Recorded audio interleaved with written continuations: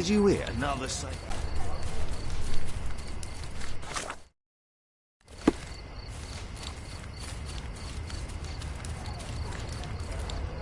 Did you hear another sailor?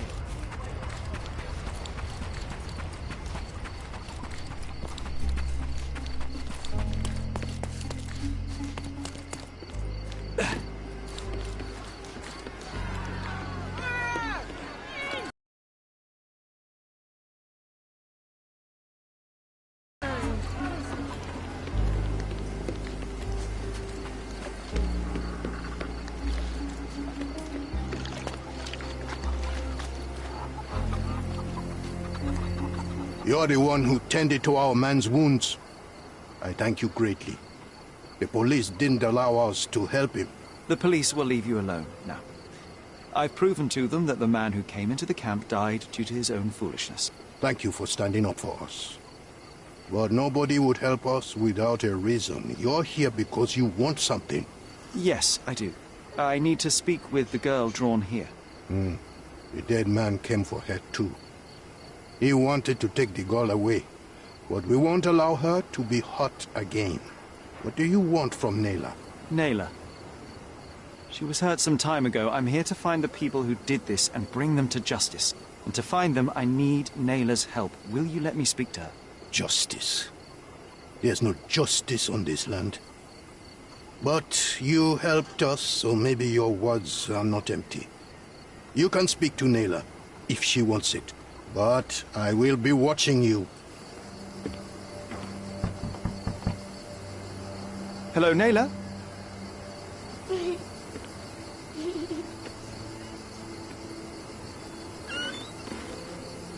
My name is Sherlock. I know someone hurt you. I am here to help. I'm trying to find the people involved and bring them to justice. Please. There is a photograph, and I'm sorry, it is terrible, but I simply must ask. Where did this happen? What can you tell me about these people? Christ, Sherlock. Nayla, I'm sorry. I'm not very good at this. You come here for me, but you are rude and cruel and condescending.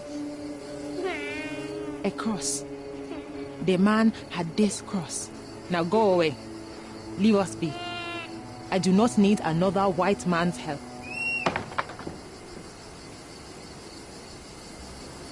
Oh, glad that wasn't me. Not my best work, John, by a long shot. Nayla doesn't want us meddling. I'm starting to wonder what this all achieves.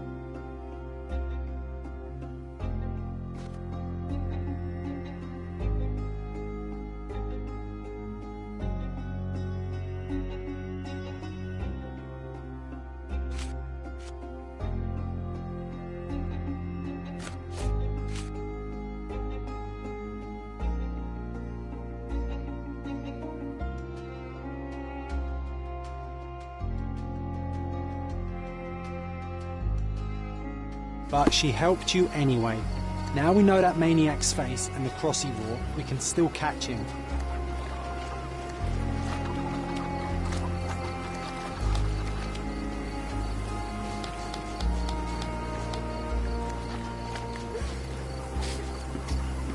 Is this familiar to you? They often take us from the camps to work. Most don't mind, though. It's the only way we get a glimpse of freedom.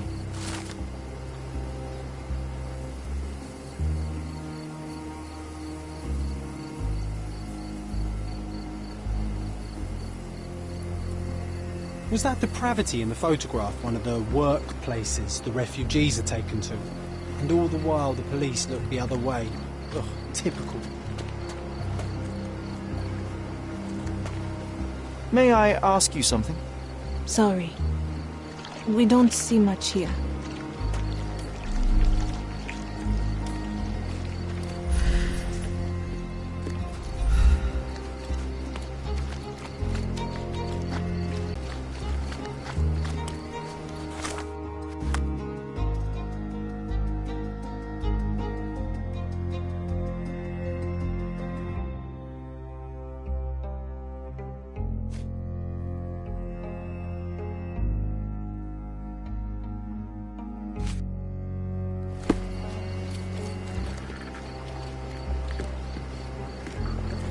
I owe you a lot, Mr. Holmes.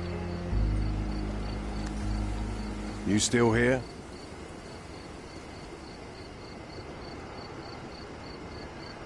The guards at the sewers were speaking about taking refugees out of the camp. Do you know anything about this, Inspector? Less than you do, obviously. And this doesn't bother you as an officer of the law? I can neither punish them nor put them on the right track, if that's what you're asking. Maybe your friends at City Hall could do something about it, but I seriously doubt that. To be honest, I'm sick and tired of being frowned on for my uniform. If those fine gentlemen you've eavesdropped on are in some shady business, that's on their heads. So there's a smuggling ring in the camp. This wasn't the first time that someone freely entered the camp to take a refugee out.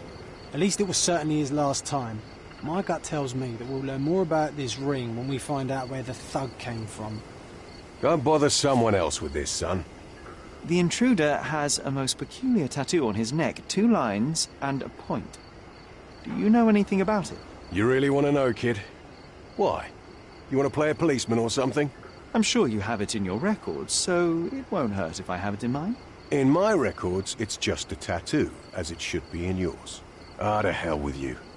Suit yourself as to what you're going to do with it.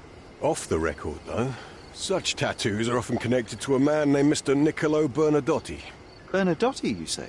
A respectable businessman in Scaladio.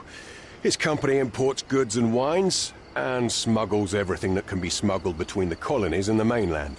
His people can be identified by an obscure tattoo, just like the one over there our friend has. But these are all merely rumors, you see. If Mr. Bernadotti was a criminal, he'd be in prison now. Or hanged, right?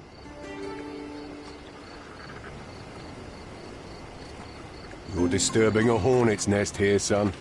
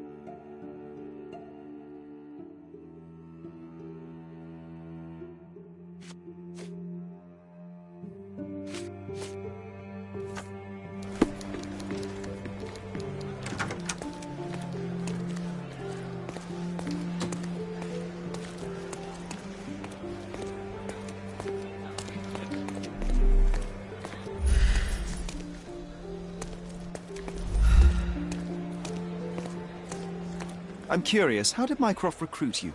I doubt you're a field agent. I imagine you work with intelligence. That's correct. Your brother noticed me when I tracked down a spy at the archives. That's how our cooperation began. And you? Did Mycroft force you into this? Not at all. We simply have a mutual interest in someone. Or something. Of course. A fruitful and willing collaboration, I'm sure. Well, I'm his younger brother. I have to accept the consequences of being a close relative of an official figure. I suppose, in a way, we are colleagues, Mr. Holmes. In the remotest way possible, Miss Oni.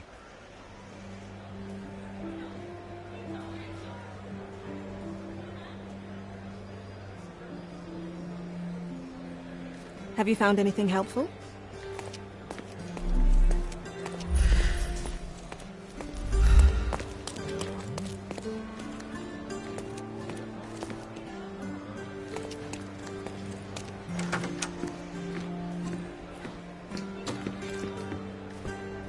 If you're here on matters of signing up for military service, come back tomorrow.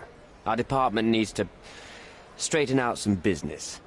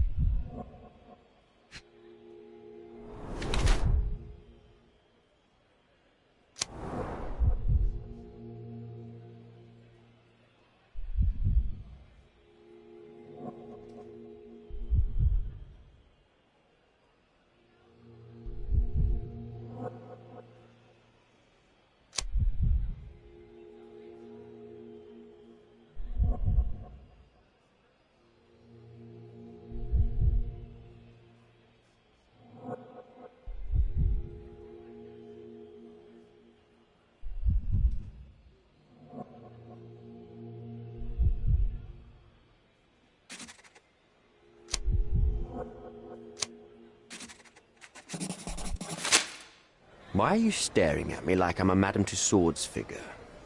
Didn't you hear what I just said? You blame yourself for what you did.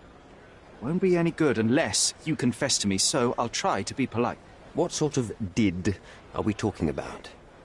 Are you from the press? I'm here because of Naylor. Who? You don't remember her name. Lad, if you won't tell me why you came, I'll call for someone here to sort you out, if you get my meaning.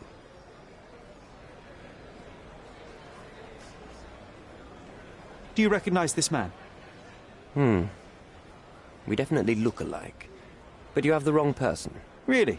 Then you won't mind if I pass this along to the newspaper? All right. All right. Is this about money, as you said in the letter? What kind of sum are we talking about? I've never written a single word to you. Bribery, not my style. So, that letter, it wasn't from you? Well, it appears that more and more people in the city are finding out about your despicable hobby, doesn't it? You're in the clutches of justice, and very soon they will squeeze you. It's in your best interest to cooperate. Fine. I suppose now we have a nice long talk. Do you drink, Mr. Sherlock Holmes. And I do not. Shame. All the best discussions are accompanied by a glass of whiskey. But out of respect for you, I won't drink either. Respect? That's an unusual word in your mouth, Mr. Where are my manners? My name is Thomas Norton, a British envoy in Cordona on a military mission. So, where do we start?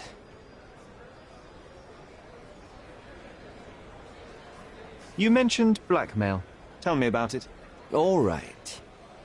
A couple of days ago, I received an anonymous letter. It said that in the art painting that incriminates me. The blackmailer made it clear that if there is a painting, then a photograph exists too. And I should be wary of what it might do to my reputation. What does the blackmailer want from you? Money, of course. What else do such people want?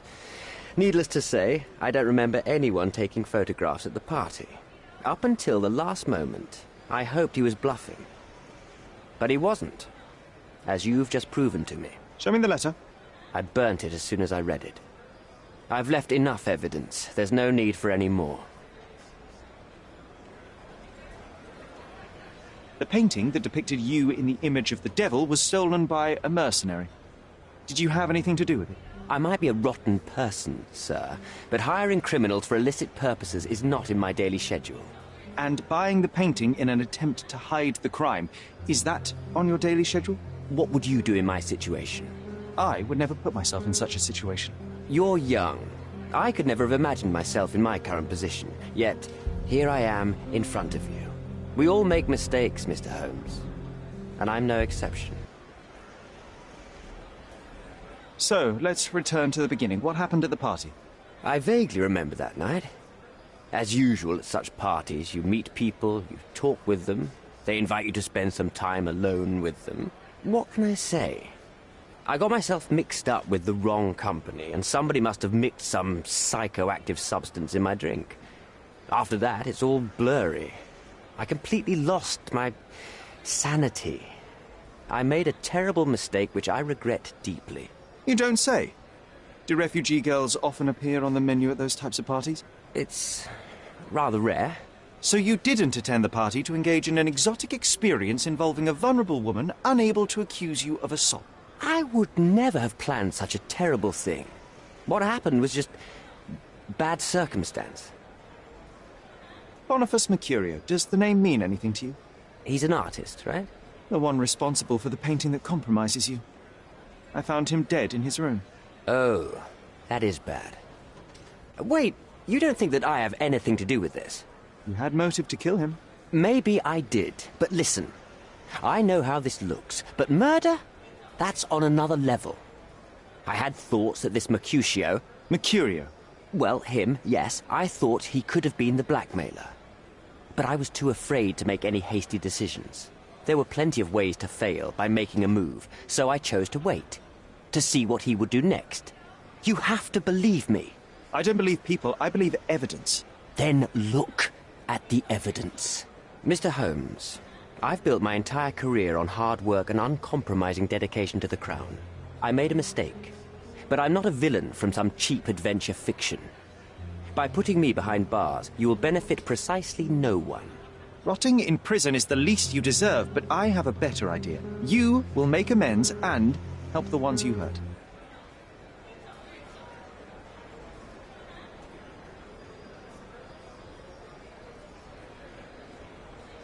Use your connections to help patriate the refugees, find them decent homes, give them jobs. Then... Right, I can do that. So, will you give me the photograph now? That's not all. Naylor deserves the very utmost of what you can do. Help the girl? I can't risk the press paying extra attention to her. I will do anything except that. I need to think this all through. Don't do anything foolish in the meantime. What makes you think you can decide what's best for these people?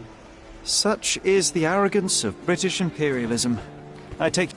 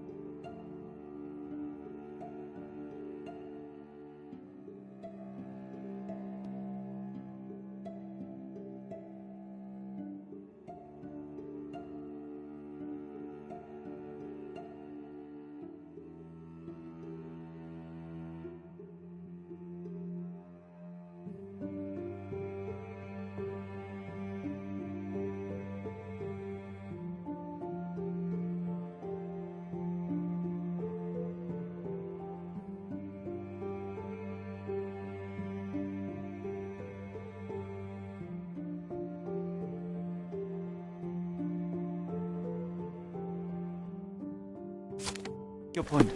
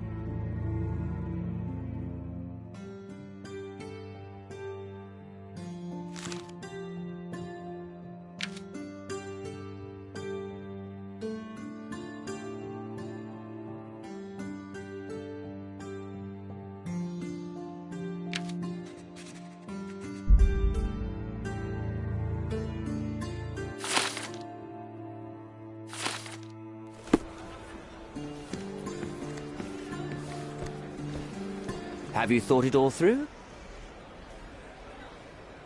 Almost. The refugees, what will happen to them? Well, I wouldn't be standing here in this fancy office if I didn't know how to pull the right strings. In fact, it's the only thing I know. The local governor will receive a decree signed by the House of Lords containing a request to patriate the refugees in the name of the Crown. From where did you gain such influence? I never asked you how you found the photograph. So don't ask the magician how he performs his tricks. But how can I believe you? Ugh, I presume you do believe in my selfishness. The initiator of the refugee salvation will be none other than the British envoy, savior and protector of those in need. It's a win situation for me, too. Now, what about the photograph? You deserve to be punished, but the greater good is what matters here. I won't bargain it for justice for Naylor. I'm glad that this situation is over. It will be over when you settle the matter of the refugees. You have my word, Mr. Holmes.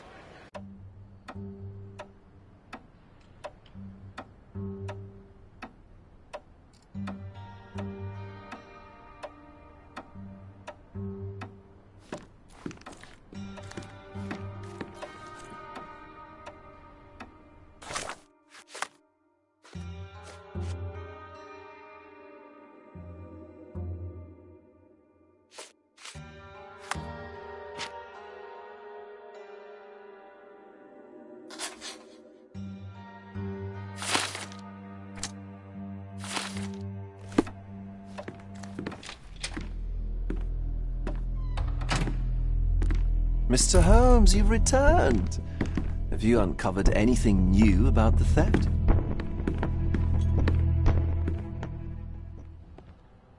I've brought news, but not all of it will please you. Fill me in, Mr. Holmes. I won't shoot the messenger. I located the thief, but found him rather cold. He was tight-lipped about the painting, too. Ah, he's dead. How very droll, Mr. Holmes. One presumes you were not responsible. It was an accident at the refugee camp. He impaled himself on his own knife. Life is nothing if not cruel and capricious. I tracked down Boniface Mercurio. I presume he wasn't delighted about the situation. He was not having a good day on account of his murder. Killed in his own flat by the same that stole his painting. Oh, sweet Mercurio, perishing in the pursuit of his art.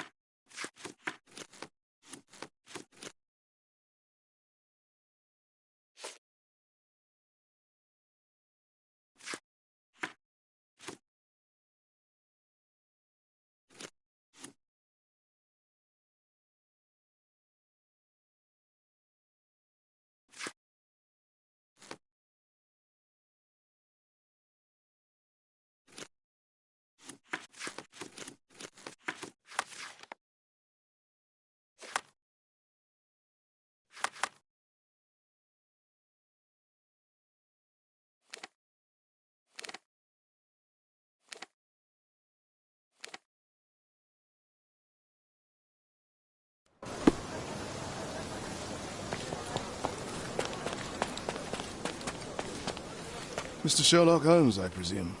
Correct. With whom do I have the pleasure? Emilio Esteva, happy to make your acquaintance. I am here on behalf of Mycroft, your brother. He's on his way to Cordona.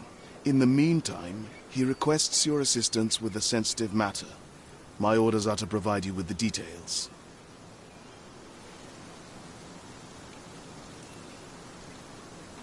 You have my attention, Mr. Esteva. Mark Ridley, the son of General Arthur Ridley, is being blackmailed. Suffice to say, the compromising material is of a delicate nature. The matter is of no small importance to the Crown, especially given the status quo on Cordona.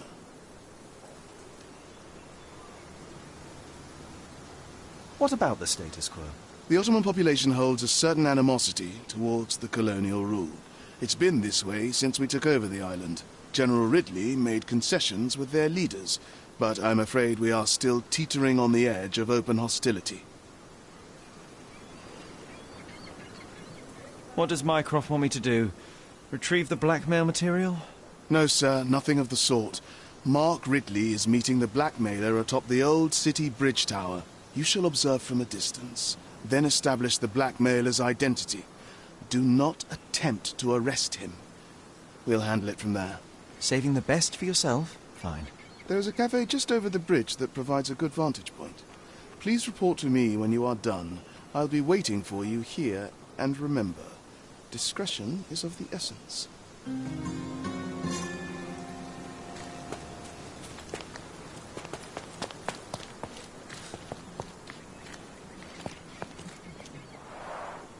It's a bizarre object, and yet oddly familiar.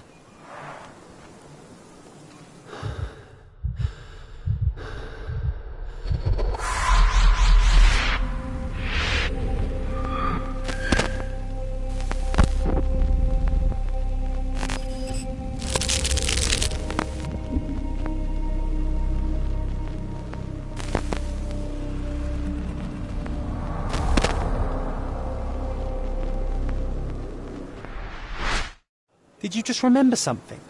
Yes. A room full of curiosities and artifacts. I think I can find it in the manor. Sherlock. So, you continue to pursue the imaginary. I had hoped you might have got all this out of your system by now. Mycroft, what are you doing here? Get out of my house. It's my house, actually. I've come to bring you back. I have no interest in returning, let alone with you. I know you lied about Mother all these years, claiming she was merely ill, but she was unstable. She never had tuberculosis. She was not recuperating, but mentally deteriorating, and you never once thought to tell me. How dare... I shall not indulge this petulant tantrum. You can just tire yourself out and then slink back to London with your tail between your legs. Just tell me everything! I'm an adult now. Show me the basic courtesy of an explanation. You know I will find out eventually. The goal was stability, and that's what you got. The right thing for everyone was to try and move on from her passing. The consequences of one's actions determines what is right or wrong. Yes, exactly. The ends justify the means. After leaving Cordona, Sherlock, you had a normal childhood. In London, I was able to support you, guide you, shape you into a fine and productive young man.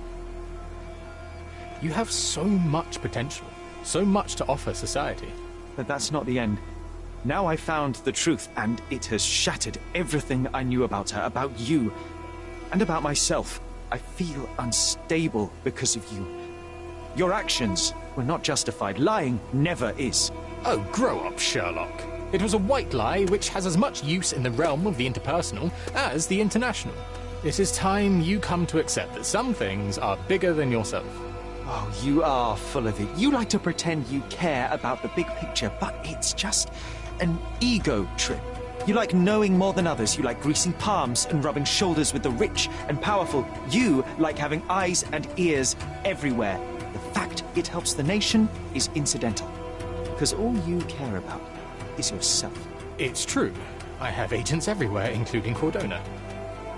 If you weren't so damn stubborn, you'd realize that means I'm only here for you.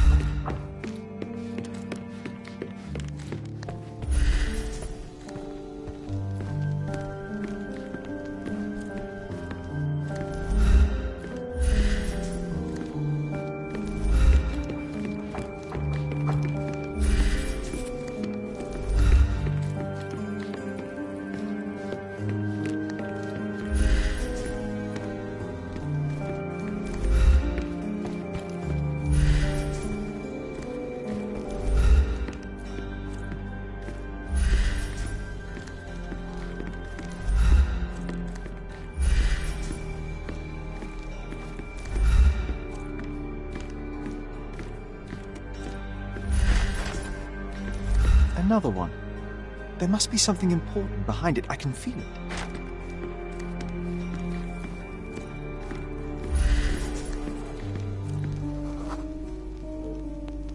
I remember returning home with a pair of perfect sticks. We wanted to turn them into training swords. Oh, that's right. We stood there, frozen, staring at something huge in the main hall.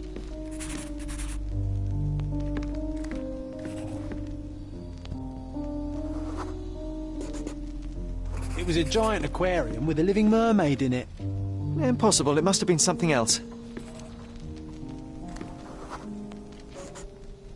Oh, of course, that mortifying hoax presently taking up space in our front yard. Well, fine. Your memory's better than mine. But I'm sure we started examining it immediately. And someone else was around, too.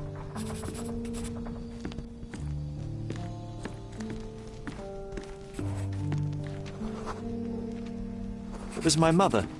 She asked what I thought of the artifact. You were really concentrating and holding something in your hand. I inspected it with a magnifying glass and was able to confirm it was made of two different skeletons. The mermaid was a fake. And so it was time to smash the thing. Your mother took a hammer and... Slow down, John. That's not how it happened. I remember other people joined us.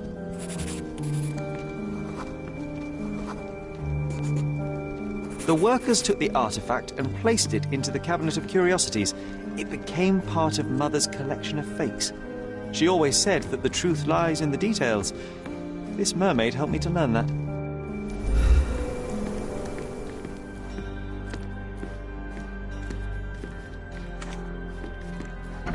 Ah yes, my mother's studio.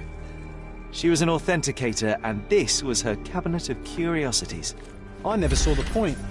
What does it matter if some artifact is real or not? One of the most ridiculous fakes I ever saw. Its owner insisted it was a polar bear. He thought the white paint on the brown fur wasn't noticeable.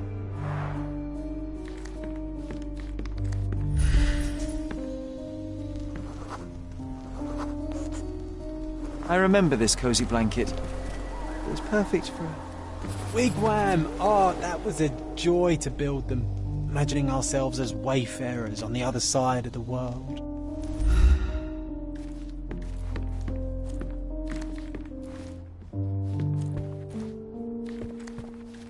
Oh, I remember these. We used them to spar together until Mycroft found out and forbade us from using real weapons.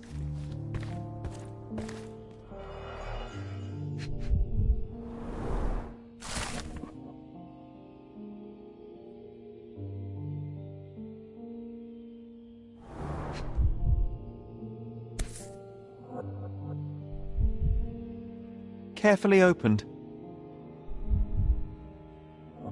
Dated 24th of April, 1869.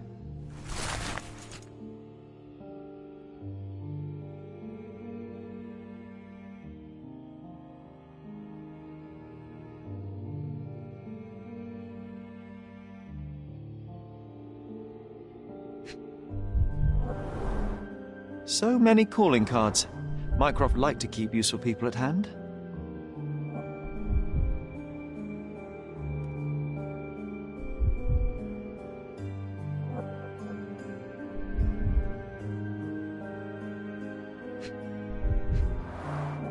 This drawer was always closed. Only Mycroft knew how to open it. I remember we tried to break it open and spy on him, but alas, had no success. Maybe today's the day. Ah, Sherry.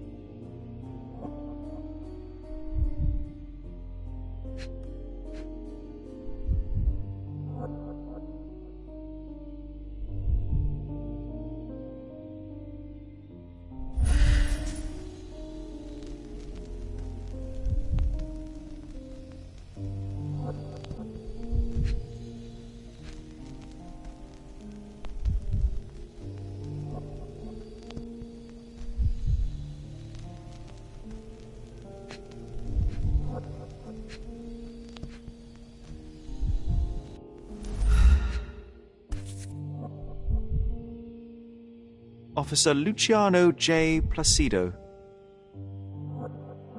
Reliable and driven. I recognize my cross handwriting.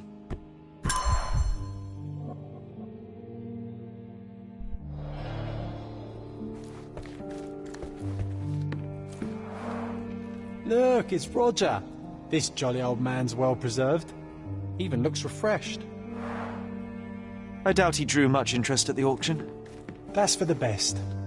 I'd be upset if he fell into the wrong hands. This photo caused a lot of fuss. My mother spent some time to prove it was a fake. 1852, Bingley, West Yorkshire.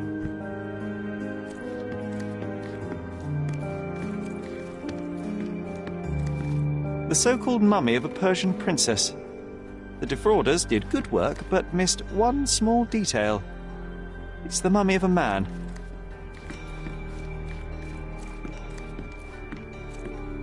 And this one was brought from a German museum. They claimed it belonged to Vikings. Nonsense, of course. Vikings never had horns on their helmets.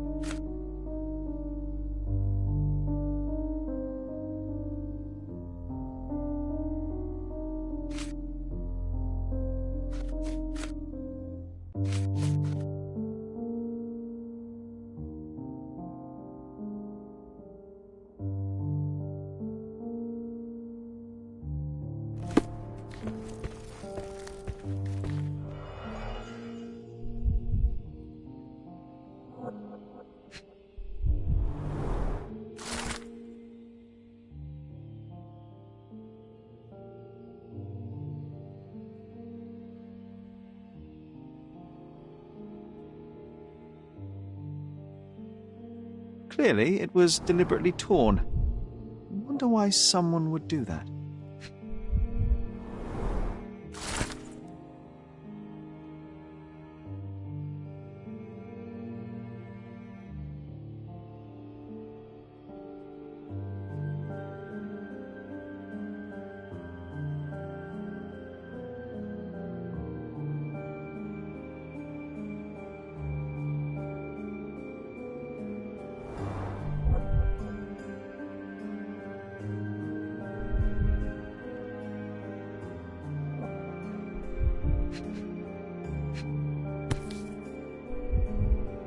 The Tulpa, Studies in Tibetan Mentalism. An impressive number of bookmarks. Someone was rather obsessed with this subject.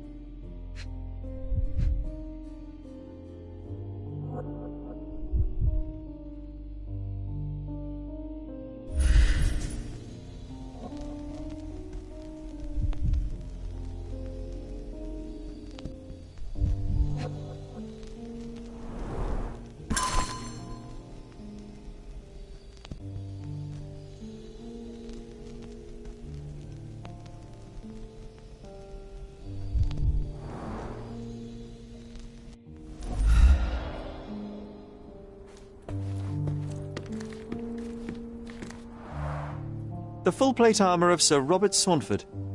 I was told my father won it in a wager. Armour is armour, but look at his sword. Oh, how badly I wanted to wield the blade. The full plate armour of Sir Robert Saunford. Your pistol. I'm starting to remember something.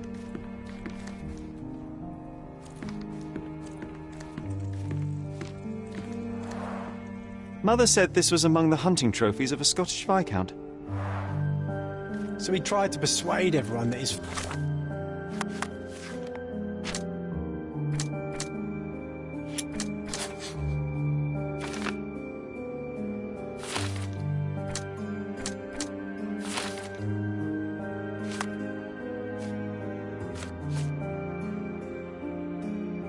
forest was inhabited by these beasts. It would have been thrilling if it were actually true.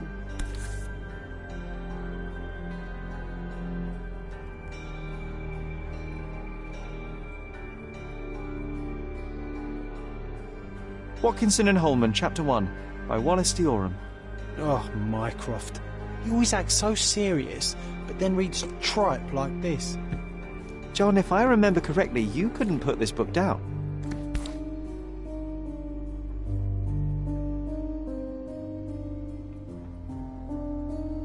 Another fake Holy Grail. Its owner claimed to be the heir of King Arthur. Scarcely believable. He also insisted a deadly rabbit was hunting him.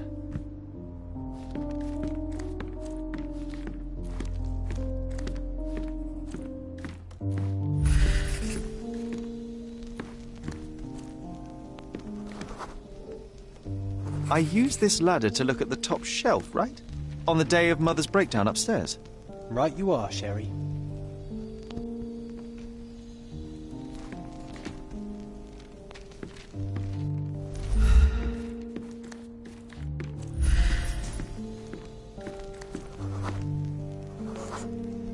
We heard a noise. I can't recall of exactly what, and we didn't have a great view from behind the statue.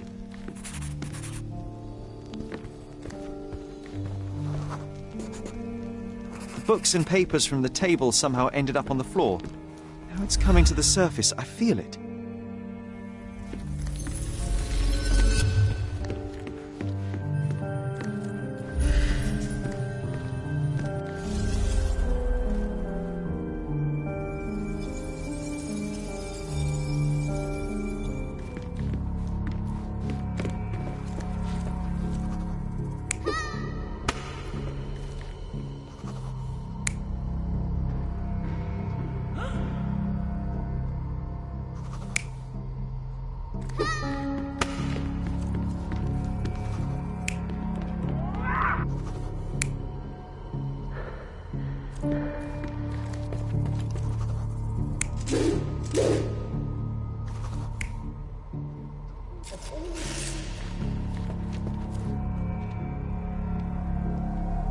You're not even trying, Sherry. Concentrate.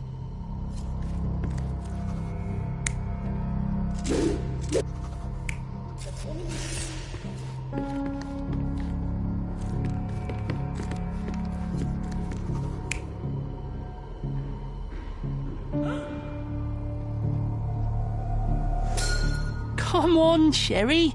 Let's go outside. Wait. Did you hear that? Come here, Sherry. You call this progress? Charlatan, amateur. I'm not letting you anywhere near my mother again. So there was a quarrel between them.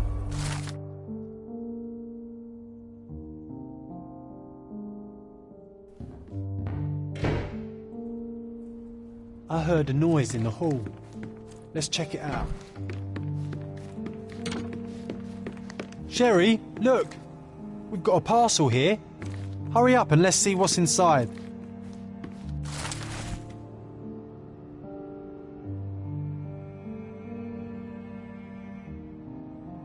An invitation that comes with a mask.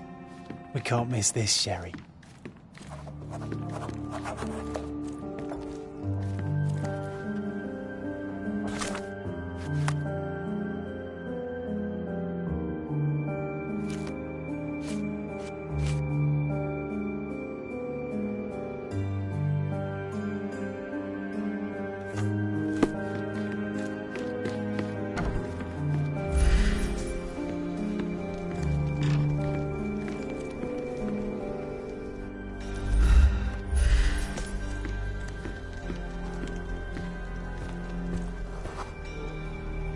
Ah, the memory comes back.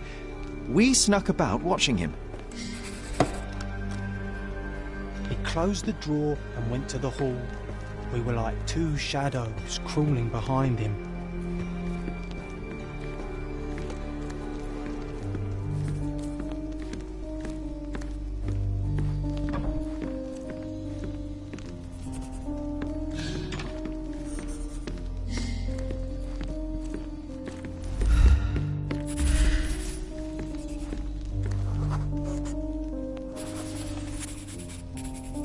painting on the wall was slightly a tilt.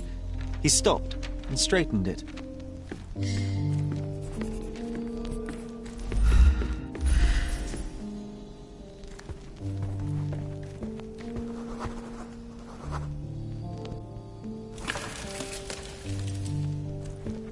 Then he threw some logs into the fire and sat in his armchair to read. It's as boring now as it was then. I'm sorry, Sherry, but I think that's it. Wait, John.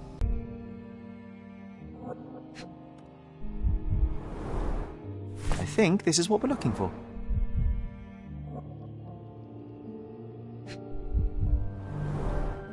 A bit of juniper in the fireplace created a soothing atmosphere. It's the little things, isn't it?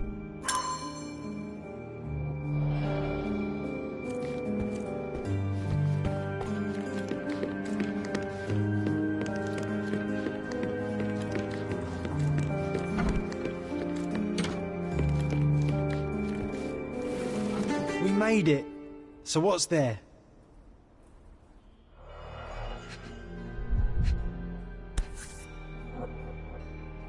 Gifted by Queen Victoria herself. Single malt whiskey, Mycroft's favourite.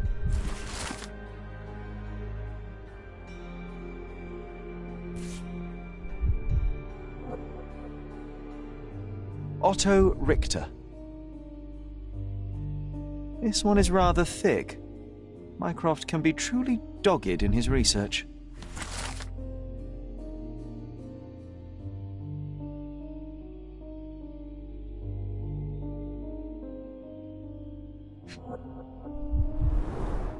Dossiers on the most influential people on Cordona.